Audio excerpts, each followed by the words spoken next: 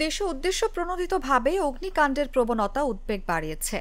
গেল ৫ বছরে আইনশৃঙ্খলা ও আগুন নিয়ন্ত্রণ সংস্থার তথ্য বিশ্লেষণে দেখা যায় ২০২০ থেকে ২৪ সালে মোট ১,২১,০০০-এর বেশি অগ্নিকাণ্ডের মধ্যে প্রায় ৯৯০টি ঘটনা উদ্দেশ্যমূলক বা নাশকতা সংশ্লিষ্ট।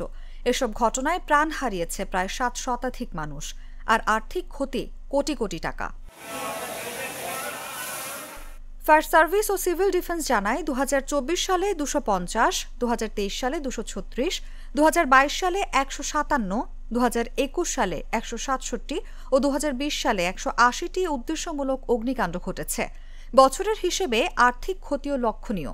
২০২৪ সালে ক্ষতি ৩,২০,০০,০০০ টাকার উপরে, ২০২৩ সালে প্রায় ৯,৮২,০০,০০০ আর ২০২০ সালে এক বছরে ২১ কোটি টাকারও বেশি ক্ষতি হয়।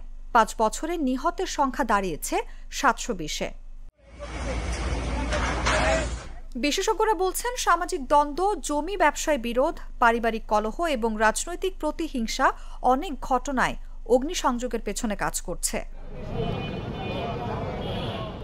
মাওলানা ভাসানী বিজ্ঞান ও প্রযুক্তি বিশ্ববিদ্যালয়ের ক্রিমিনোলজি বিভাগের অধ্যাপক ওমর ফারুক মনে করেন, এগুলো কেবল দুর্ঘটনা নয়, বরং পরিকল্পিত নাশকতা, যা দেশের অর্থনীতি ও জনমনে ভয় সৃষ্টি করে। তিনি বলেন, সুষ্ঠু তদন্ত ও দ্রুত বিচার ছাড়া পুনরাবৃত্তি রোধ করা কঠিন।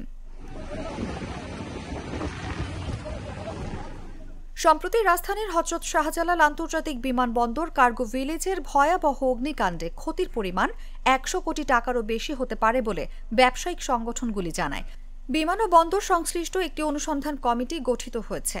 তারা ঘটনার পূর্ব প্রসঙ্গ, গোয়েন্দা তথ্য ও সংশ্লিষ্ট পক্ষের বক্তব্য যাচাই করবে বলে ঘোষণা করেছে।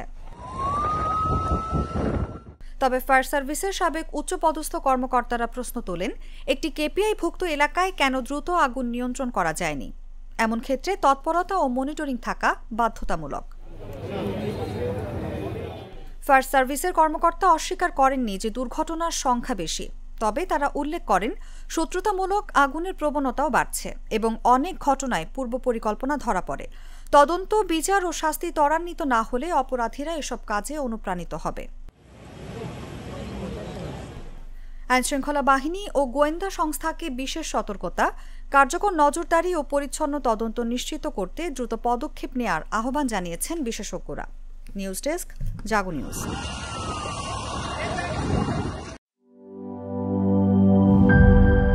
বান্ডেল থাকলে প্রতি সেনমানিতে টাকা বাঁচবে। বিকাশ সেনমানি বান্ডেল কিনে জিতুন প্রতি লেনদেনে।